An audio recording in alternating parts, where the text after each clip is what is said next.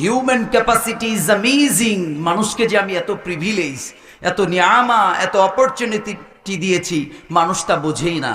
যদি এই নিয়ামতের কথা জানতো তাহলে মানুষ সারাদিন সেজদায় পড়ে থাকতো। বলেন সুবহানাল্লাহ। মানুষের মর্যাদাকে আল্লাহ তাআলা অনেক উঁচুতে ধরেছে। আল্লাহ বলছেন, ওয়ালাকাদ কাররামনা বানি আদম, I have dignified the status of the sons of Adam. আদম সন্তানের মর্যাদাকে আমি অনেক উঁচুতে তুলে ধরেছি। বলেন সুবহানাল্লাহ। প্রিয় উপস্থিতি, তাহলে বলেন তো আল্লাহর প্রশংসা আদায়ের দরকার আছে না নাই? সব সময় আমরা কার কাছে চাইবো? কথা বলেন। বিশ্বনবী বলছেন, ইদা সাআলতা ফাসআলিল্লাহ ওয়া ইদা ইসতাআনতা ফাসতাইন বিল্লাহ। যদি সাহায্য তোমার চাইতে মনে চায় তাহলে একজনের কাছে চাইবে। আওয়াজ করে বলুন, তিনি কে? আল্লাহর কাছে চাইতে হবে, যিনি আমাদের দিতে পারে সবকিছু। বলেন তো আল্লাহর ধনভাণ্ডারে কোনো কমতি আছে? কোনো কমতি? বিশ্বনবী বলছেন, লাউ আন্না আউওয়ালাকুম ওয়া আখিরাকুম ওয়া ইনসাকুম ওয়া জিন্নাকুম কামু আলা সাঈদিন ওয়াহিদ। পৃথিবীর মানুষকে যদি এক প্রান্তরে দাঁড় করিয়ে দেওয়া হয়, আরেক প্রান্তরে যদি সমস্ত জিনগুলিকে দাঁড় করে দেওয়া হয়, এই দুই জাতি একত্রিত হয়ে আল্লাহর কাছে একটার পর একটা, একটার পর একটা বলতেই থাকে, আল্লাহ আমাকে এটা দাও, ওটা দাও, ওটা দাও, ওটা দাও। এই সমস্ত চাওয়াগুলিকে যদি আল্লাহ তাআলা পাওয়াতে রূপান্তরিত করে দেয়, বিশ্বনবী বললেন আল্লাহর ধনভাণ্ডারে 1 ইঞ্চি পরিমাণও কম হবে না। চিল্লায় বলেন সুবহানাল্লাহ। সে আল্লাহর কাছে ছাড়া অন্য কোনো ব্যক্তির কাছে চাওয়া যাবে? মাজারে চাওয়া যাবে? কখনো চাওয়া যাবে? বলেন তো আমাদেরকে বিপদ থেকে বাঁচাতে পারে কে? মানুষকে বিপদ থেকে বাঁচাতে পারে আল্লাহ তাআলা। আর মানুষের সবচেয়ে বড় বিপদ হচ্ছে ইয়াউমুল কিয়ামা, কিয়ামতের দিন। কোন দিন? কিয়ামতের দিন, যেদিন মানুষ মানুষকে চিনবে না। বিশ্বনবী বলছেন, কিয়ামতের দিনটা এমন হবে, everyone will stand up as a naked, there is no cloth, no shoes, no costume in their body. বলেন সুবহানাল্লাহ। সেদিন কোনো মানুষের দেহে কোনো পোশাক থাকবে না, পায়ে কোনো জুতা থাকবে না, গায়ে কোনো সুতা থাকবে না, আর পারফিউম তো থাকবেই না। আওয়াজ করে বলুন ঠিক কিনা? রব্বুল আলামিন বলেন, يوم يفر المرء من أخيه وأمه وأبيه وصاحبته وبنيه لكل امرئ منهم يومئذ شأن يغني। আল্লাহ বলবেন সেদিন মা বাপ সন্তানকে ভুলে যাবে, পিতা তার পুত্ররে চিনবে না, ভাই ভাইরে ভুলে যাবে, নেতা তার কর্মীকে ছেড়ে চলে যাবে, পীর সাহেব মুরিদরে চিনবে না। সেদিন মানুষগুলি ডানে বামে ছুটতে থাকবে, শুধু ইয়া নফসি করতে থাকবে। মানুষগুলি হায় হুতাশ করতে থাকবে। আল্লাহ বলছেন, ফারিকুম ফিল জান্নাহ ওয়া ফারিকুম ফিস সাঈর। জান্নাতীরা জান্নাতে চলে যাও আর জাহান্নামীরা জাহান্নামে যাও। জান্নাতীরা দৌড়ে দৌড়ে জান্নাতে যেতে শুরু করবে, কিন্তু জাহান্নামীরা যেতে চাইবে নাকি? আওয়াজ করে কথা বলেন। যেতে চাইবে? জাহান্নামীরা যেতে চাইবে? জাহান্নামীরা যেতে চাইবে না। তাদেরকে টেনে হিচড়ে পিটিয়ে তাদেরকে নিয়ে যাওয়া হবে। রব্বুল আলামিন বলেন, খুযূহু ফাগুল্লুহু সুম্মাল জাহিমা সাল্লু সুম্মা ফি সিলসিলাতিন যারউহা ৭০ যিরাআন ফাসলুকু। আল্লাহ বলবেন, ধর, শিকলবন্দি কর। ওই দেখা যায় জাহান্নাম করছে যে গড়গড়, ঠিক কি না? আল্লাহ বলবেন, ধর এগুলারে। ধর বলা মাত্র ডানে বামে ছুটতে শুরু করবে, পাগলের মতো দৌড়াতে থাকবে। কিন্তু সেদিন তাদেরকে জাহান্নামী ফেরেশতা দেখা মাত্রই চিনে ফেলবে। আওয়াজ করে বলুন ঠিক কিনা? আল্লাহ বলছেন, তাদেরকে নিয়ে যাওয়া হবে পিটিয়ে, তাদেরকে টেনে হিচড়ে জাহান্নামের দিকে নেওয়া হবে। তাদের হাড্ডিগুলি থেতলে ফেলা হবে, চামড়াগুলি ঝলসে ফেলা হবে। রব্বুল আলামিন বলেন, কুল্লামা নাদিজাত জুলুদুহু বাদদালনাহুম জুলুদান গায়রাহা লিয়াযুকুল আযাব।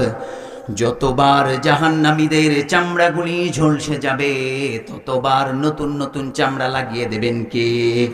কে লাগিয়ে দেবেন? অটোমেটিক্যালি চামড়া লেগে যাবে, যাতে করে জাহান্নামের আযাবটা ভালো করে টের পায়।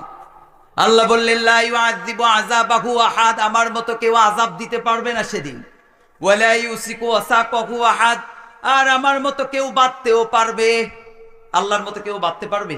আল্লাহ বলছেন, ওই যে আসামিদেরকে পুলিশরা ধরে নিয়ে যায়, ওই সিস্টেমে আমি বাঁধবো না তো। আমার বাধা হবে এত কঠিন, সে নড়তে পারবে না। আল্লাহ বলছেন সেদিন জাহান্নামীদেরকে বাধা হবে, আর ওইদিকে জান্নাতীদেরকে ওয়েলকামিং রিসিপশন জানিয়ে জান্নাতে পৌঁছাবেন কে? আল্লাহ বলছেন সেদিন বলা হবে উদখুলুহা বিসালাম, সালাম সালাম, শান্তি নিরাপত্তা বলে বলে বলবে চলেন চলেন। ও সম্মানিত জান্নাতের মেহমানরা, এইটা জান্নাত নয়, এইটা জান্নাতের গেট, চলেন চলেন। বলেন সুবহানাল্লাহ। সেদিন তাদেরকে ওয়েলকামিং রিসিপশন জানিয়ে সম্বর্ধনা দিয়ে তাদেরকে জান্নাতুল ফেরদাউস পর্যন্ত পৌঁছিয়ে দেওয়া হবে। বলেন সুবহানাল্লাহ। আল্লাহ বলছেন তাদেরকে জান্নাতুল ফেরদাউস পর্যন্ত আমি আল্লাহ পৌঁছিয়ে দেব। আবার রব্বুল আলামিন বলেন فمن زحزح عن النار وأدخل الجنة فقد فاز وما الحياة الدنيا إلا متاع الغرور। আল্লাহ বললেন যারা জাহান্নাম থেকে মুক্তি পেল আর যারা জান্নাতের সার্টিফিকেট পেল তাদেরকে সফল বলেছেন কে? আল্লাহ বললেন যারা জাহান্নাম থেকে মুক্তি পেল তারাই সফল। The people of paralyze and happen, the people of hell fire, the never be equal ever, the people of paralyze get ultimate success in life. চিল্লায় বলেন আল্লাহু আকবার। সেদিন জান্নাতীদেরকে জাহান্নামীদেরকে জান্নাতি গেট পর্যন্ত পৌঁছিয়ে দেওয়া হবে আর তারাই সফল। তাদেরকে সফল বলেছেন কে? বলেন তো আমরা জান্নাতে যেতে চাই কি চাই না? রাসূল বললেন ইযা সাআলতুমুল্লাহাল জান্নাতা ফাসআলুহুল ফিরদাউস। যখন তুমি আল্লাহর কাছে জান্নাত চাও, ছোটটা চাইবা কেন, বড়টাই চাও, তার মানে জান্নাতুল ফেরদাউস চাও। কোনটা চাও? জান্নাতুল ফেরদাউস চাইতে হবে। প্রিয় ভাইরা, ছোট জান্নাত চাওয়া যাবে না। আমরা যেন সকলেই এক একজন যেন জান্নাতুল ফেরদাউসের মালিক হয়ে যাই। সবাই বলি আমিন। I will not see any political space because it is not political stage of political party and I am not political person and not political leader. I have come from Rajshahi for giving speaking Quran and Sunnah। বলেন সুবহানাল্লাহ। শুরু থেকে শেষ পর্যন্ত যত কথা হবে কোরআন সুন্নাহ থেকে হবে। কোনো সমস্যা আছে? এটা রাজনৈতিক কোনো মঞ্চ নয় আর আমি রাজনৈতিক কোনো ব্যক্তিও নই। কোরআন থেকে কথা বললে কোনো প্রবলেম আছে? সমস্যা মনে করবে তারা মুনাফিক মার্কা মুসলমান যারা। আওয়াজ করে বলুন ঠিক কিনা? কেননা একটি প্রবাদ বাক্য রয়েছে, milk is the name of ideal food in the sense of medical science.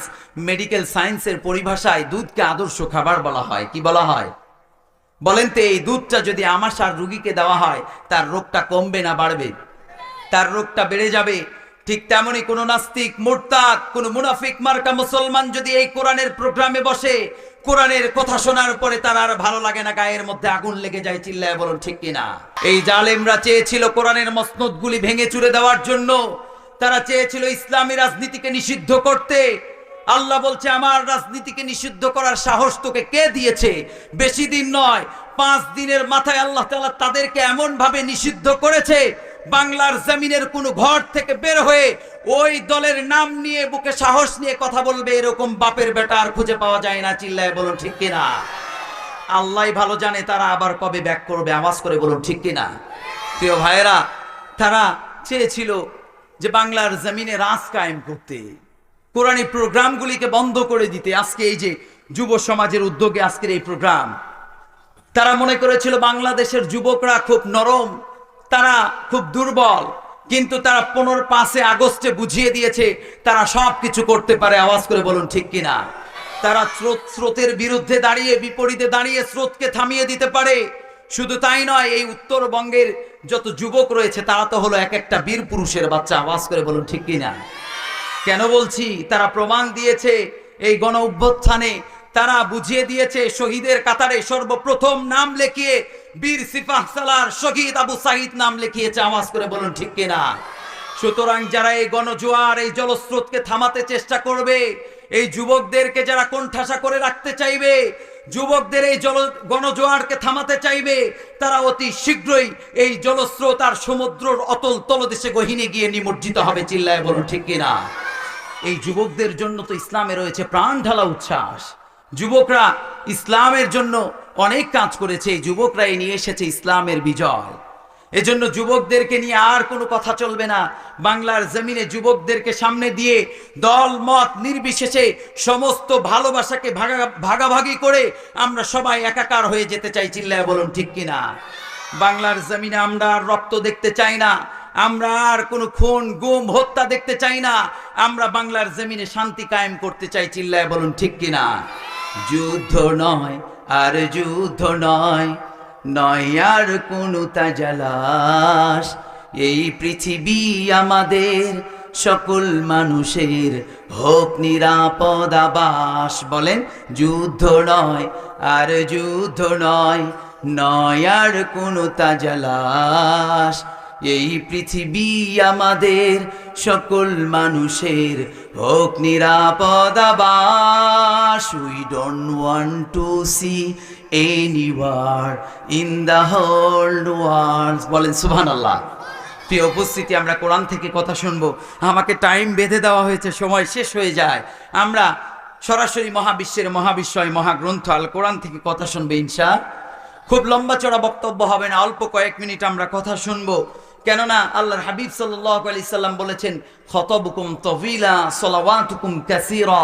One of the minor sign before the day of judgment, your Islamic lecture will be very longer and your salah 5 times day will be very shorter.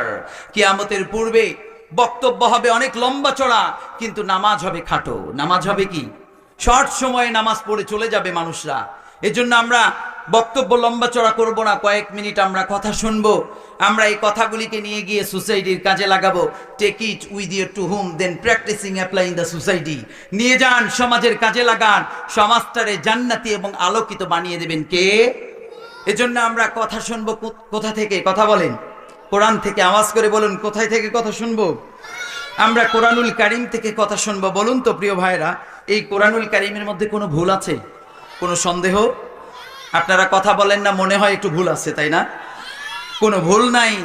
পৃথিবীর যত columnist, যত writer, যত গ্রন্থকার গ্রন্থ লিখতে লিখতে পৃষ্ঠার শেষে গিয়ে লিখে দেয় যে আমার গ্রন্থের মধ্যে যদি কোনো ভুল পেয়ে থাকেন তাহলে বলবেন, আমি সংশোধন করে নিব।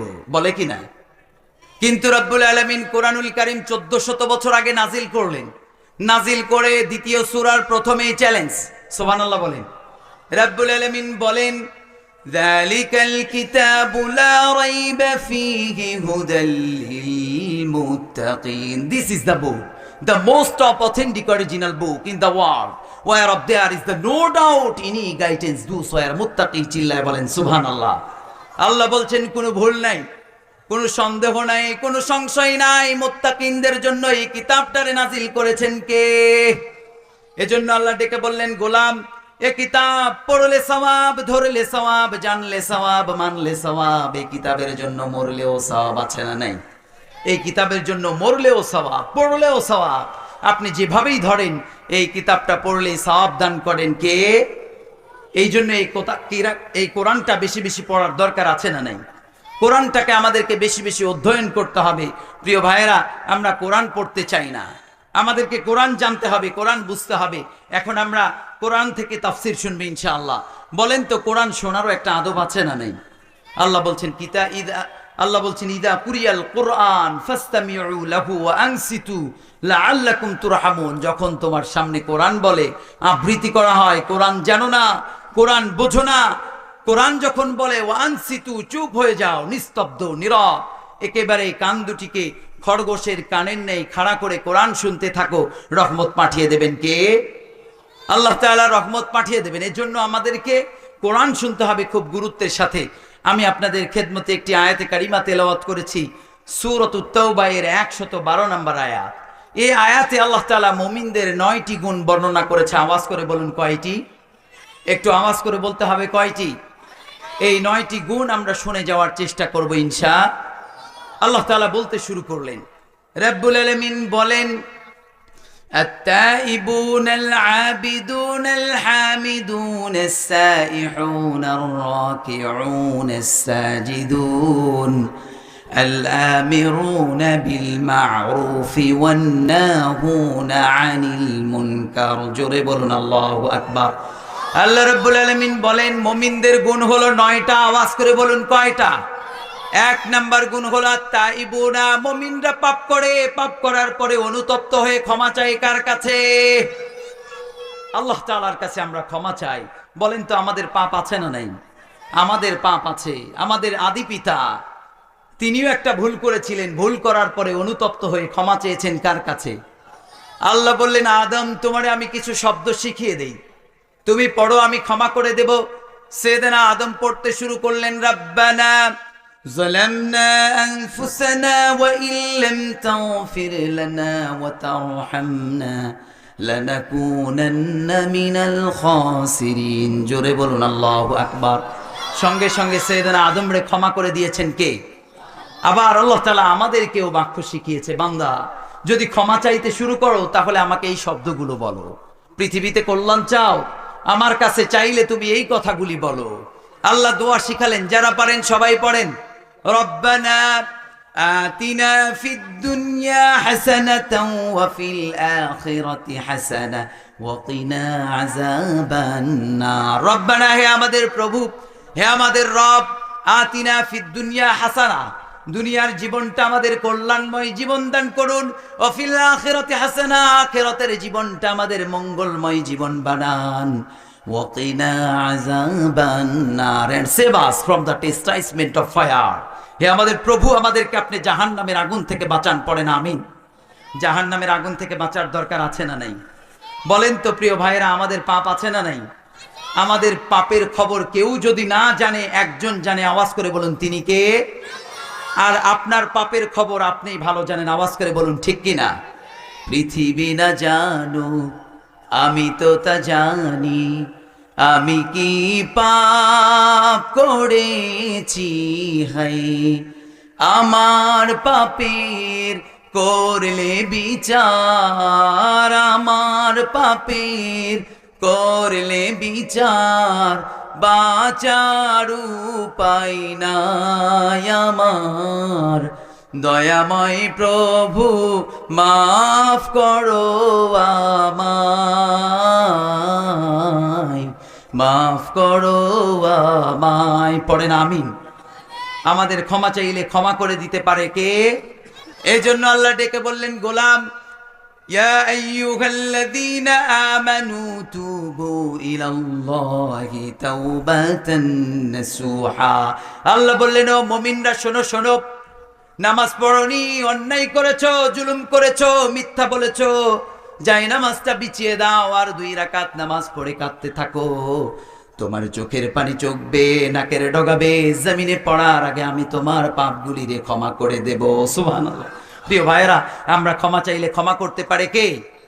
পৃথিবীতে যারাই ক্ষমা চেয়েছে ক্ষমা পেয়েছে। বনি ইসরাইলের একজন সিরিয়াল কিলার ছিলেন, সে 100 খুন করেছে, তারপরেও ক্ষমা পেয়েছে, এটা আমরা অনেকেই জানি। তাহলে বলেন তো, সে যদি 100 খুন করার পরে ক্ষমা পায়, আপনি কয়টা খুন করেছেন? আপনি কয়বার নেশা করেছেন? কয়বার আপনি অন্যায় জুলুম করেছেন? আপনি চাইলেও ক্ষমা চাইলে ক্ষমা করতে পারে কে? সেই সিরিয়াল কিলার আল্লাহর রহমতের দিকে যখন দৌড়ায়, প্রতিমধ্যেই সে ইন্তেকাল করে। ফাজাআতুল মালাইকাতু মিনার রাহমা ওয়াল আযাব, আযাবের ফেরেশতা এবং রহমার ফেরেশতা এসেছে। কেউ বলে তাকে ইল্লিনে নেব, কেউ বলে সিজ্জিনে নেব। 2 ফেরেশতার মধ্যে কথা কাটাকাটি। আল্লাহ বলছে, কথা থামাও, ফিতা দিয়ে মাপো। কি দিয়ে মাপো? আল্লাহ বললেন, ওই বান্দা যদি বাড়ি থেকে বের হওয়ার পরে ওই ভালো জায়গার কাছাকাছি হয়, তারে জান্নাতে নাও, আর যদি বাড়ির কাছাকাছি হয় তাহলে তারে জাহান্নামে নাও। বলেন তো, যেই মারা গিয়েছিল সে বাড়ি থেকে বের হয়ে ভালো জায়গায় যেতে পেরেছে না, বাড়ির কাছে ইন্তেকাল করেছে। কথা বলেন, সে বাড়ির কাছে, মানে দূরে যেতেই পারে নাই। কিন্তু আল্লাহ বললেন, ও পৃথিবীর ভালো জায়গা, তুই এই মুহূর্তে আমার গোলামের জন্য সংকুচিত হয়ে কাছে চলে আয়। বলেন আল্লাহু আকবার। সঙ্গে সঙ্গেই ভালো জায়গা চলে আসলো, আর মুহূর্তের মধ্যে জান্নাতি বানিয়ে দিলেন কে? আল্লাহ তাআলা তারে ক্ষমা করেছে। আমাদের চাইলে ক্ষমা করতে পারে কে? অনেক মানুষ বলে, হুজুর আমার অনেক পাপ হয়েছে। আপনার পাপ কত বেশি হয়েছে? মুসা আলাইহিস সালামের জামানায় পৃথিবীর সবচেয়ে বড় পাপী ছিল, তারেও ক্ষমা করেছেন কে? সাইয়েদনা মুসা বলতে শুরু করলেন, আল্লাহ জামানার পয়গম্বর হয়েছি, নবী হয়েছি, মনের আশা পূরণ হয়েছে, কিন্তু একটা আশা বাকি আছে। আওয়াজ করে বলুন কয়টা? সাইয়েদনা মুসা বললেন, একটা আশা বাকি। আল্লাহ বললেন, তোমার আশাটা ব্যক্ত করতে শুরু করো। মুসা আলাইহিস সালাম বলতে শুরু করলেন, আল্লাহ জামানার পয়গম্বর হয়েছি, মনের আশা পূরণ, নবী হয়েছি পূরণ, কিন্তু এই জামানার সবচাইতে পাপীটারে দেখতে চাই। কারে দেখতে চাই? কাকে দেখতে চাই? পাপীটাকে দেখতে চাই। আল্লাহ বললেন, মুসা এটা কখনো হবে না। মুসা নবী ছাড়ে না। নবীর দোয়াকে কবুল করে আল্লাহ বললেন, তুর পাহাড়ের পাদদেশে চলে আসো, মুসা আলাইহিস সালামের দোয়াটারে কবুল করতে আল্লাহ চায় না, তার কারণ ছিল সাইয়েদনা মুসা এত রাগী ছিলেন, তার মাথা পাগড়ি থাকলে পাগড়িটা ভেদ করে মাথার চুলগুলি দাঁড়িয়ে যেতে এত রাগী ছিলেন। মুসা আলাইহিস সালামকে আল্লাহ বললেন, তুমি যদি ওই পাপিটারে দেখো মার দিতে শুরু করবে, এই জন্য কখনো হবে না। মুসা আলাইহিস সালামের দোয়াকে কবুল করে বললেন, তুর পাহাড়ের পাদদেশে চলে আসো, তোমার সঙ্গে ওই পৃথিবীর সবচাইতে পাপিটার দেখা হয়ে যাবে। সাইয়েদনা মুসা গেলেন, ওই জায়গায় দাঁড়িয়ে থাকলেন। দেখতে পেলেন একজন যুবক আসে, দূর থেকে দেখে একজন যুবক 30 বছর 33-40 বছরের যুবক। যখনই কাছে এসেছে সাইয়েদনা মুসাকে দিয়েছে এক সালাম। মুসা আলাইহিস সালাম বলছেন, ওয়া আলাইকুমুস সালাম। সাইয়েদনা মুসা বলতে শুরু করলেন, তুমি কি মুসলিম? বলে, হ্যাঁ আমি মুসলিম। মুসা আলাইহিস সালাম বললেন, কি পাপ করো? সে বলে, মাথাটা নিচু করে চুপ করে আছে। আবার ধমক দিয়ে বললেন, তুমি কি পাপ করো? সে ধমককে কাঁদতে কাঁদতে বাড়ির দিকে চলে গেলেন। মুসা আলাইহিস সালাম বললেন, দূর হও আমার সামনে থেকে। বাড়িতে গেলেন।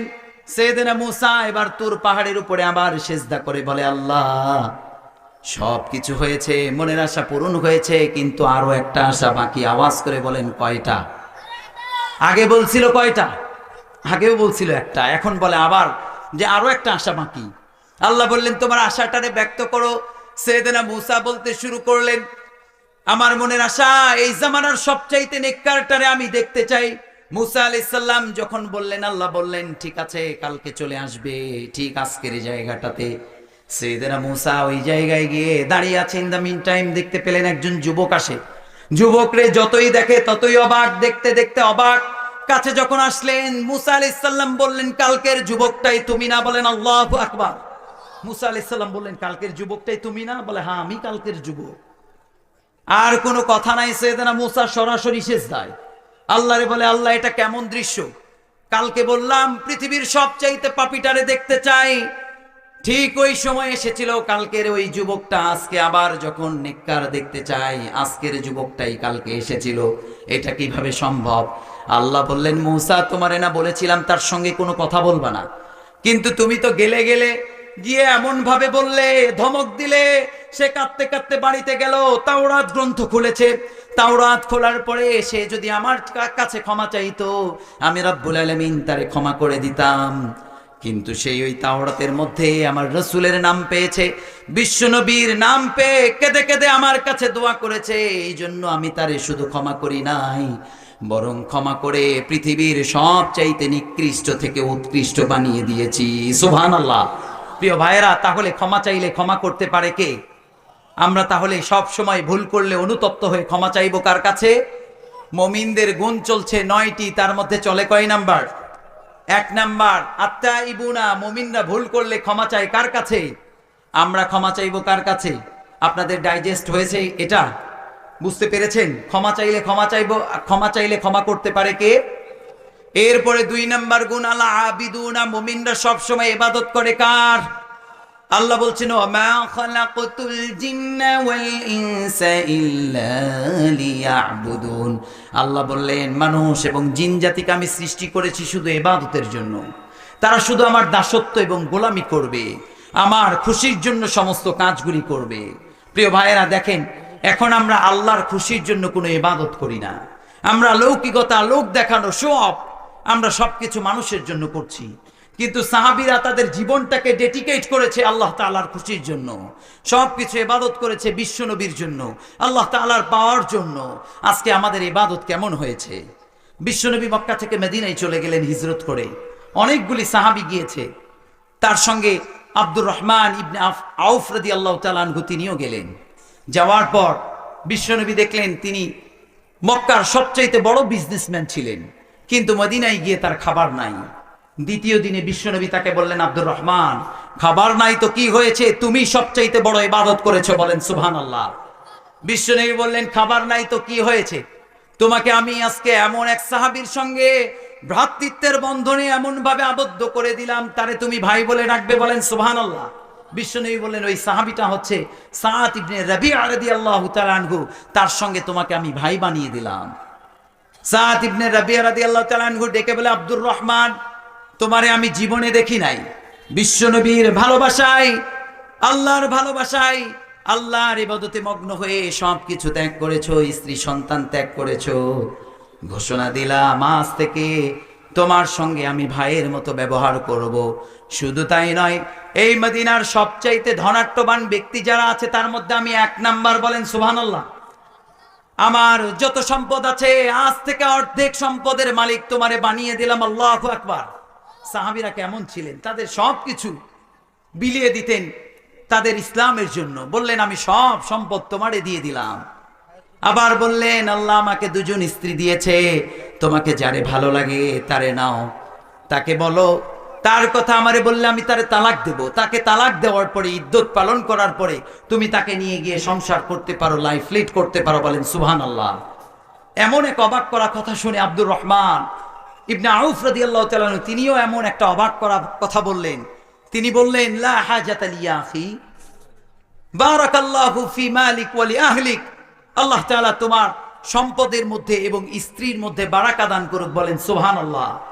তিনি বললেন আমার সম্পদ চাই না, বরং দুল্লানি আলা সুক, show me the way to the market.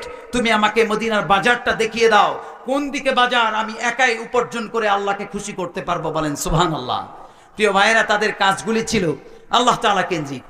তাদের মানি সেন্টার ছিল না, তাদের সেন্টার ছিল দাওয়া সেন্টার। আজকে আমাদের সেন্টার হয়েছে টাকা সেন্টার। আমাদের মেন্টালিটি এমন হয়েছে, কোনো জায়গায় প্রোগ্রামে গেলে কত টাকা দিবেন, কোনো কাজ করতে চাইলে আগেই আমরা দর কষাকষিতে বাধ্য হয়ে যাই, ব্যস্ত হয়ে যাই। প্রিয় উপস্থিতি, আপনাকে মহৎ হতে হবে। মানি সেন্টার হলে জীবনে সফলতা আসবে, আপনাকে ফ্যামিলি সেন্টার হলে চলবে না। সাহাবীরা কখনো মানি সেন্টার ছিলেন না, ফ্যামিলি সেন্টার ছিলেন না। তারা সব কিছুকে একজনের খুশির জন্য করেছে। আওয়াজ করে বলুন তিনি কে? আল্লাহ তাআলার খুশির জন্য করেছে। এজন্য আল্লাহ বললেন গোলাম সব কিছু হবে আমি আল্লাহর জন্য। রব্বুল আলামিন বলেন কুল ইন্না সলাতি ওয়া নুসুকি ওয়া মাহইয়ায়া ওয়া মামাতি লিল্লাহি রাব্বিল আলামিন। আল্লাহ বললেন নবীকে আপনি বলেন আপনার নামাজ, আপনার রোজা, আপনার হজ, আপনার যাকাত, জীবন মরণ সবকিছু লিল্লাহি রাব্বিল আলামিন, একজনের খুশির জন্য। আওয়াজ করে বলুন তিনি কে? সব সময় আমরা একজনের ইবাদত করব। আওয়াজ করে বলুন তিনি কে? আল্লাহ তাআলা এই কোরআনুল কারীমের মধ্যে 500 বিধান দিয়েছে। আওয়াজ করে বলুন কত? 500 বিধান দিয়েছে। তার মধ্যে একটি ইবাদত হচ্ছে নামাজ, আরেকটি হলো যাকাত, আরেকটি ইবাদত হলো হজ, আরেকটি সাওম, আরেকটি হচ্ছে আপনার যাকাত। এই যে এই ইবাদতগুলি, এই ইবাদতগুলির মধ্যে একটি ইবাদত নামাজ। এই নামাজটাই আমরা পড়তে পারি না, গুরুত্বের সাথে নামাজকে আদায় করতে পারি? কথা বলেন। 500 বিধানের মধ্যে একটি বিধান হলো নামাজ, একটি ইবাদত হচ্ছে নামাজ, এটাই আমরা সঠিকভাবে আদায় করতে পারি। অথচ বিশ্বনবী বলেছেন সালাত ইজ দ্য মোস্ট ইম্পর্টেন্ট ইবাদত অফ আল্লাহ তাআলা। আল্লাহ তাআলার কাছে গ্র্যান্টেড, গ্রহণযোগ্য এবং গুরুত্বপূর্ণ ইবাদত হচ্ছে নামাজ। আওয়াজ করে বলুন ঠিক কিনা? নামাজটা হতে হবে খুব গুরুত্বের সাথে।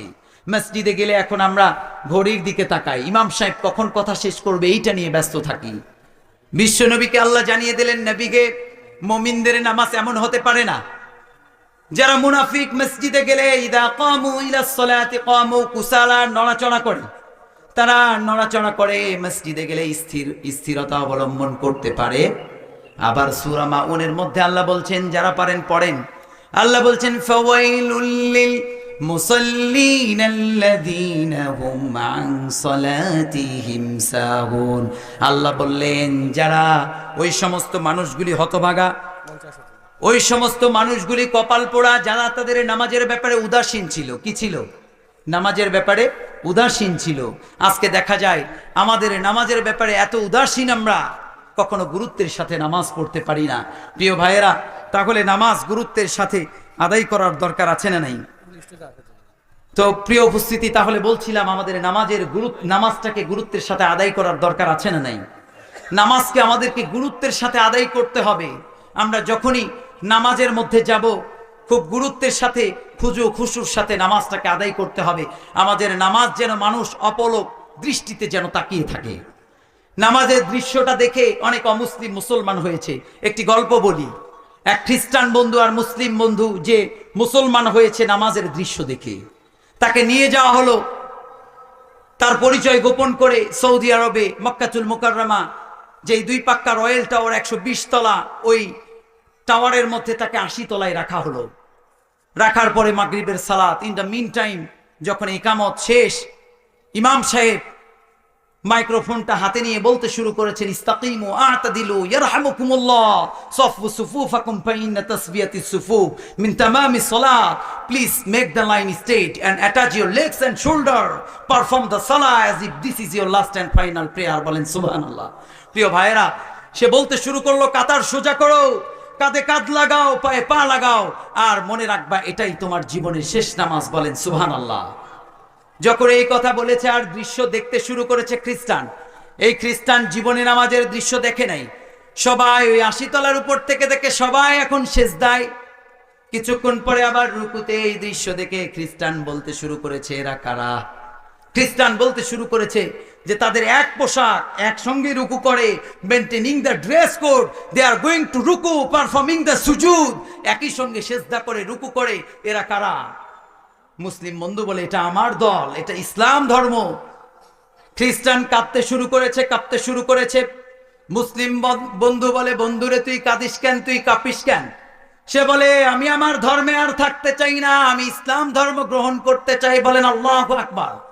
মুসলিম বন্ধু বলে, মেক এন এবিলিউশন, যাও ওযু করে আসো, গোসল করে আসো, ক্লিন হয়ে আসো, আর আমার হাতে হাত রাখো, কাবার দিকে তাকিয়ে আওয়াজ করে পড়তে শুরু করো, লা ইলাহা ইল্লাল্লাহু মুহাম্মাদুর রাসূলুল্লাহ সাল্লাল্লাহু আলাইহি ওয়াসাল্লাম। কালিমা পড়ে খ্রিস্টান মুসলিম হয়েছে। বলেন সুবহানাল্লাহ। প্রিয় ভাইরা, নামাজের দৃশ্য এমন হওয়ার দরকার আছে না নাই? এজন্য আমাদেরকে খেয়াল করতে হবে নামাজটা আমাদের কেমন হওয়া উচিত। আমরা যেন নামাজকে গুরুত্বের সাথে আদায় করতে পারি। এই ইবাদতটা সব সময়ের জন্য করব, কার খুশির জন্য? আল্লাহর জন্য আমরা ইবাদত করব। 2 নাম্বার বিষয় মুমিনদের বলছিলাম যে তারা সব সময় একজনের খুশির জন্য ইবাদত করে। আওয়াজ করে বলুন, তিনি কে? 3 নাম্বার আল হামিদুন। সব সময় মুমিনরা প্রশংসা করে কার? আমরা প্রশংসা করি কার? আমরা প্রশংসা করি আল্লাহ তাআলার। আমরা যখন নামাজে দাঁড়াই বলি আলহামদুলিল্লাহি রাব্বিল আলামিন, আমরা প্রশংসায় লুটিয়ে পড়ি। বলেন তো, আকাশ জমিন প্রশংসা করে কার? আল্লাহ বলছেন, সাব্বাহা লিল্লাহি মা ফিস সামাওয়াতি ওয়াল আরদ ওয়া হুয়াল আজিজুল হাকীম। আল্লাহ বললেন, নবমণ্ডল ভূমণ্ডল সবকিছু জিকির করে একজনের, তিনি কে?